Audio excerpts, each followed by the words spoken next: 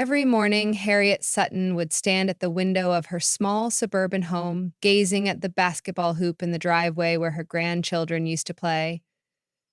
Though she hadn't taught in years, her mind still danced with the familiar routines of a classroom, greeting her students, composing lesson plans, and sometimes even coaxing a shy child to read a line from a favorite book.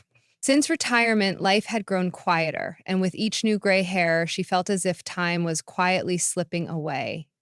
A sense of purpose had vanished from her days, and she struggled to fill the hours in ways that felt meaningful. One late spring afternoon, Harriet decided to take a stroll through the neighborhood park, hoping the sun on her face would chase away the nagging emptiness. As she passed the playground, she noticed a small box tucked beneath a bench. At first, she thought it might be garbage someone had left behind, but then she heard a soft whimper. Carefully lifting the lid, she discovered a trembling puppy, barely a few weeks old, staring up at her with confused, dark eyes. The poor creature's fur was matted, and it let out a pitiful cry for help. A tender sympathy swelled in Harriet's chest. She glanced around, expecting someone else to step in, but no one claimed the little dog. With a gentle touch, she lifted the puppy from the box and held it against her cardigan. She felt its tiny heartbeat flutter against her palms. In that instant, she realized how fragile and helpless this life was, and that she might be the only one who could protect it. As she carried it home, the dog whimpered, but Harriet's gentle coos and soft cradling seemed to calm its trembling body. For the first time in a while, Harriet felt a flicker of something like momentum in her heart, a reminder of the nurturing instinct that had once fueled her years in the classroom. Harriet had been a teacher for almost 4 decades, and in that time, she had rescued more than just children's souls with her devotion. She had rescued their curiosity and confidence, but there was something different about this scrawny puppy, now curled in her arms, dozing peacefully after a warm bath and a meal of watered-down dog food.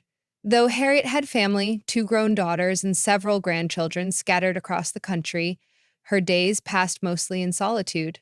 All of them were so busy with their own lives, and Harriet hadn't wanted to impose, nor had she known how to voice how hollow she felt since retiring. But as the small dog nuzzled her cheek, Harriet felt a gentle sense of belonging once more. She named him Oliver. The next day, Harriet took Oliver to the local veterinarian, worried about his health. The vet examined the lively but underweight puppy and determined he was likely part of a litter left behind by a backyard breeder or thoughtless owner. Thankfully, aside from malnourishment and mild dehydration, Oliver seemed otherwise healthy. Harriet was relieved. She had lain awake half the night worrying that the pup might not pull through. On the car ride back, Oliver sat on her lap and licked her fingers as she cautiously navigated the streets of her small neighborhood. By the time they arrived home, Harriet had already begun to imagine a future in which Oliver might become a companion, a reason to shift her daily routine. She had no illusions about the responsibility. He would need more care than she'd ever given before. She mentally tallied everything from food to vet bills to training. But despite the pragmatic considerations, Harriet couldn't ignore the excitement that bubbled up inside her. After all, hadn't she always believed in the inherent potential that hid behind small, timid eyes? Oliver was no different than a shy child waiting for a patient teacher's guidance. Harriet resolved to be that teacher once again. 2 weeks later, Harriet and Oliver settled into a cozy routine. She would rise at dawn, brew a pot of coffee, and fill Oliver's food bowl. While he chomped eagerly, she read her newspaper and dotted words into her unfinished crossword puzzle. Then they would head outside for a walk. At first, the puppy exhausted quickly, but his energy grew day by day, until Harriet, too, found herself walking a bit faster, breathing a bit deeper. Neighbors often peered out, curious about the puppy who scampered on his leash, wagging his tail at every passing squirrel. Yet what began as a simple daily walk soon became Harriet's personal mission. One morning, a chance conversation with an old colleague who had volunteered in a local veterans assistance program sparked an idea in her. She learned that the organization often sought out potential service dogs for disabled veterans or children with special needs. Intrigued, Harriet wondered if Oliver could undergo training that would let him help someone else in significant ways. She knew the pup's gentle disposition and thirst for affection might be perfect traits for service work. She had no illusions about the rigorous training involved. It would be a challenging process, requiring structure and persistence. But Harriet felt a renewed sense of vision. Perhaps in giving Oliver a purpose, she could rediscover her own. She reached out to the local service dog training center, owned by a woman named Linda, who was thrilled at Harriet's interest. Linda invited Harriet and Oliver to come for an evaluation session. The center itself bustled with energetic dogs at different stages of training, weaving between rows of cones or practicing commands in small groups. Harriet felt her heart race with anticipation. If Oliver could excel here, not only would she have a new project, but they'd both have a chance to make a real difference in someone's life. The thought lit a small lamp of hope inside her, one that had too long remained unlit. On their first day at the training center, Oliver trembled a bit, overwhelmed by the new environment and the many dogs barking commands back and forth. Harriet, too, felt twinges of anxiety, worried that they'd be out of their league among more experienced trainers. Linda, a middle-aged woman with calm, steady eyes, greeted them warmly. She knelt to Oliver's level, letting him sniff her open palm before running a hand gently over his head. In her presence, Oliver perked his ears curiously, but displayed no signs of fear. During the evaluation, Linda had Harriet guide Oliver through a few basic commands: sit, stay, and come. Though Oliver was hardly polished, he responded fairly well for such a young pup. Linda nodded with approval. He's definitely got promise, she remarked. It'll take time, but if you're committed, he could grow into an excellent service dog. Harriet felt tears of relief and pride well up. She had always believed in her students, pushing them to realize their potential. If there was any job Harriet could do well, it was nurturing that spark. Over the following weeks, they steadily progressed from short lessons in fundamental obedience to more specialized tasks. Linda taught them that service dogs needed to remain calm in crowded spaces, to follow voice cues regardless of distractions, and eventually to perform specific tasks like retrieving objects or recognizing stress signals in humans. Oliver test ran each exercise with a mix of clumsy eagerness and occasional confusion. Harriet kept extra treats in her coat pocket, always ready to offer a reward after a well-executed command. The repetition, though sometimes monotonous, made Harriet feel alive again, as though she were back in the classroom guiding a promising student.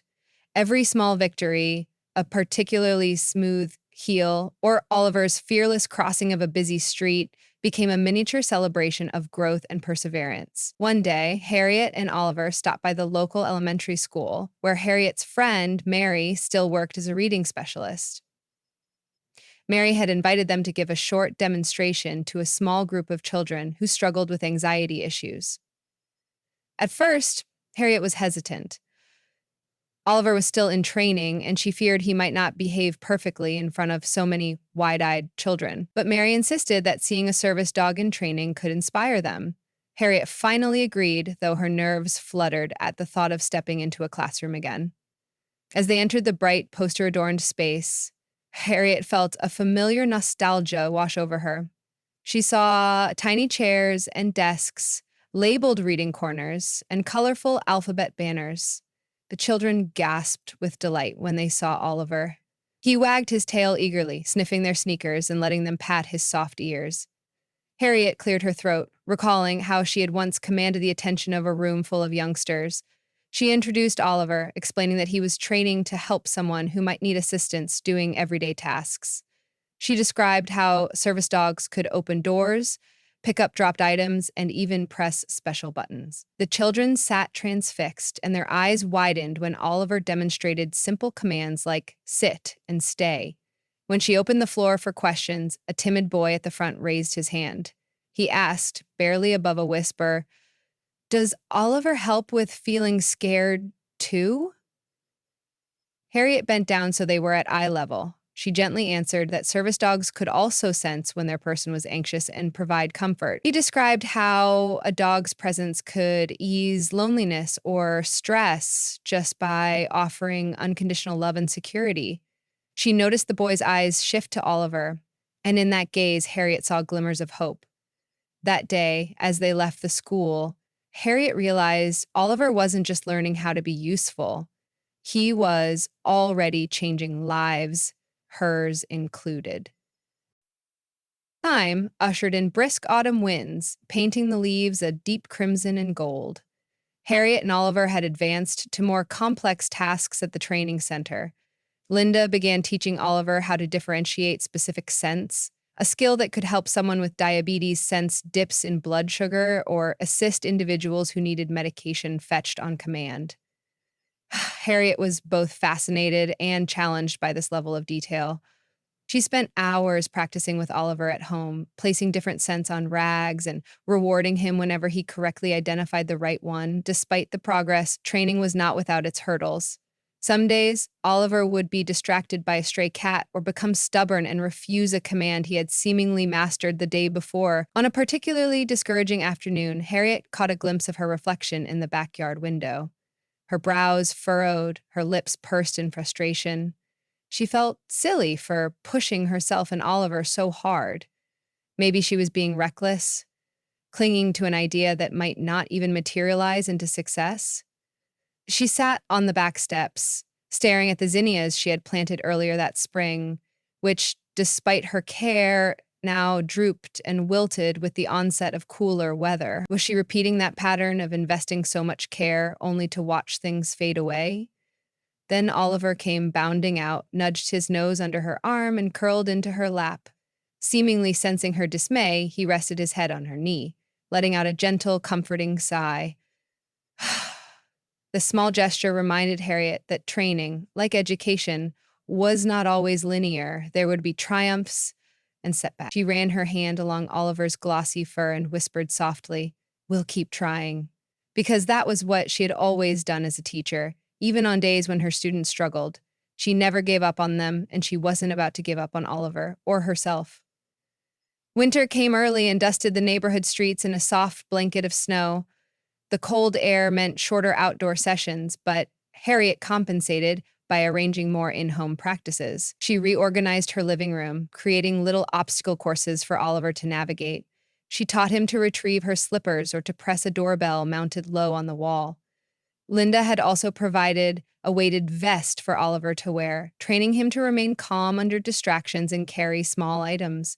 Each time Harriet fastened the vest around Oliver, she was struck by how mature and steady he looked, no longer the tiny, trembling puppy she had rescued from the park bench. His eyes still shone with affection, but now a sense of purpose also flickered in them. Harriet found herself brimming with pride.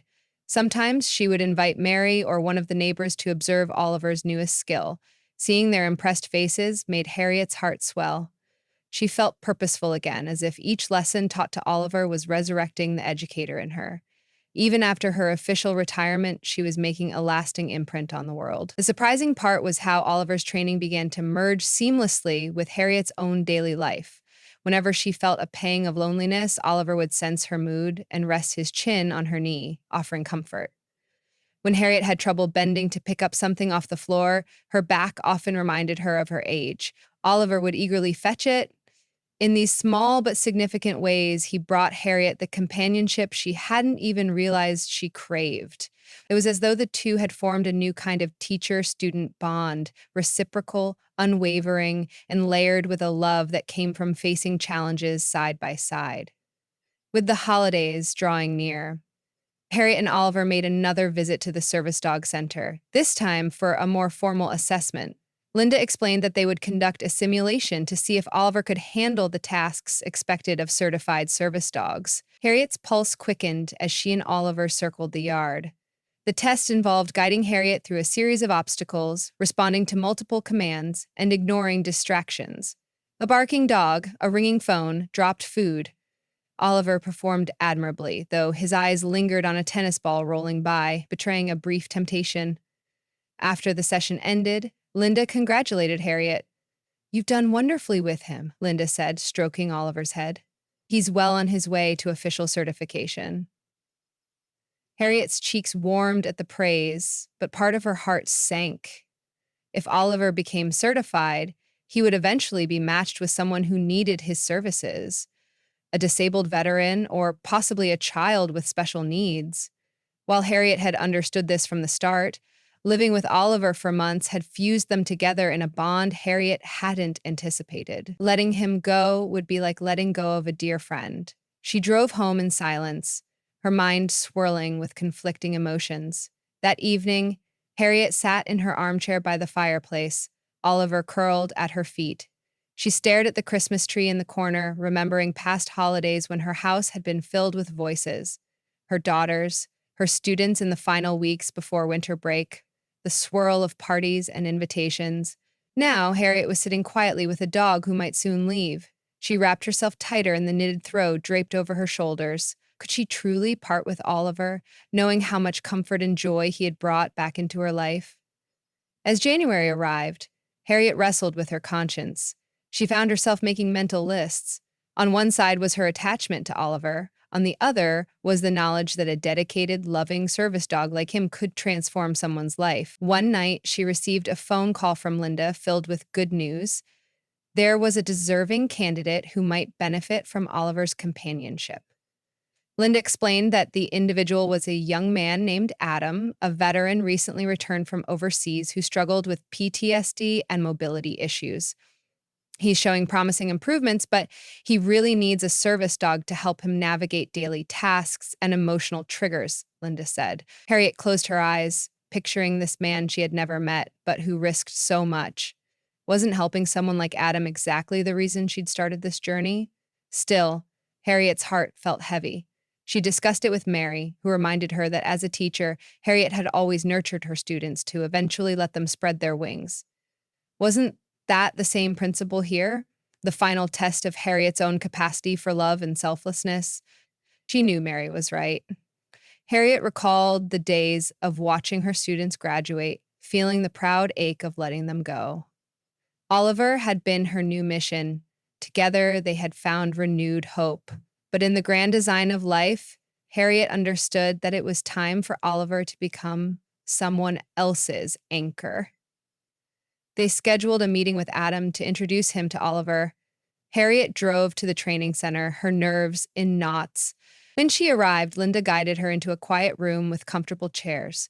Adam, a tall, lanky young man with bright brown eyes, stood up to greet her. He extended a trembling hand, and Harriet noticed the uncertainty in his expression. The small talk felt awkward at first. Harriet was used to talking with children or fellow educators, not a man who had faced the hardships of war. But Oliver broke the tension immediately. He trotted over to Adam and nuzzled against his leg, offering an unspoken acceptance only a dog could give. Adam's face lit up with a shy smile as he stooped to rub Oliver's fur. Harriet watched the exchange closely. She identified that flicker of happiness in Adam's eyes. It was the same spark she used to see in her students when they learned to trust her guidance. For the next hour, they practiced commands together, with Harriet instructing Adam on Oliver's cues. She saw Adam's posture relax, his confidence gradually building with each successful interaction. Linda stepped aside at times, letting Harriet and Adam bond over the dog they both admired. By the end of the session, Harriet's eyes glistened with tears of both sadness and pride. This was right, she told herself. This was Oliver's calling. The transfer wasn't immediate. Final steps would take weeks, including additional training sessions with Adam. Each day, Harriet understood her role now was to facilitate a smooth transition. Though she knew her heart would break saying goodbye, Harriet busied herself with the practical tasks, writing down feeding schedules, special treat preferences, the brand of shampoo Oliver tolerated best. She recalled how, in her teaching years, she prepared thorough notes for substitute teachers, hoping her meticulous instructions would help the children transition smoothly. This was no different, except now the student was a dog, and the substitute was the man who needed him more than Harriet did. The evening before Oliver was scheduled to move in with Adam, Harriet curled on the couch, stroking the dog's soft ears. She had never expected her retirement to be filled with such a profound lesson. Finding Oliver, caring for him, training him. Those experiences had reignited a sense of worth that Harriet thought she might never feel again. He had reminded her that, though her classroom days were over, she was still a teacher at heart, someone who could nurture hope in another living being. And Oliver had given Harriet something back as well: companionship in the quiet darkness, a reason to wake early, a reason to keep walking and keep believing. On the day of departure, Harriet carefully packed up his favorite toys, along with a note to Adam: "You hold in your hands a loyal friend. Take care of each other." As she handed the leash to Adam, tears gathered in the corners of her eyes. Oliver looked back at Harriet just once, ears perking, as if to say, "Are you sure?" She managed a brave smile and whispered, "Go on now, Ollie. Be the good boy I know you are." Oliver pressed his nose against Harriet one final time before stepping forward, tail wagging, ready to meet his new chapter. In the subsequent weeks, Harriet found her house quiet again. She missed the patting of little paws and the weight of a warm, furry body at her feet. But her heart was far from empty. She had done what she set out to do: help Oliver become the dog who would bring solace and support to someone who needed him deeply. And in that endeavor, Harriet had rekindled in herself the very passion that once made her classroom a place of warmth and discovery. One Saturday morning, the phone rang. When Harriet answered, she heard Adam's voice, brimming with excitement. He told her how Oliver had already helped him navigate a panic attack in a crowded grocery store, nudging him toward a quieter aisle, staying at his side until the wave of anxiety passed. "I can't thank you enough, Mrs. Sutton," Adam said, his voice thick with gratitude. Harriet felt happiness bloom in her chest, a sensation she recognized as the sweet reward of truly making a difference. After hanging up the phone, Harriet leaned against her kitchen table for a moment, letting the joy wash through her. Stepping outside, she gazed down the street. The snow had melted, revealing spots of grass, hints of spring preparing to burst back to life. Harriet pictured Oliver's wagging tail on those old sidewalks, imagined his paw prints in the wet earth. In her mind, she saw him offering steady guidance to Adam, forging a new path for them both. And Harriet smiled, content. The teacher in her still lived and breathed, and in the eyes of that abandoned puppy who had become so beloved, she had found her own second chance at hope.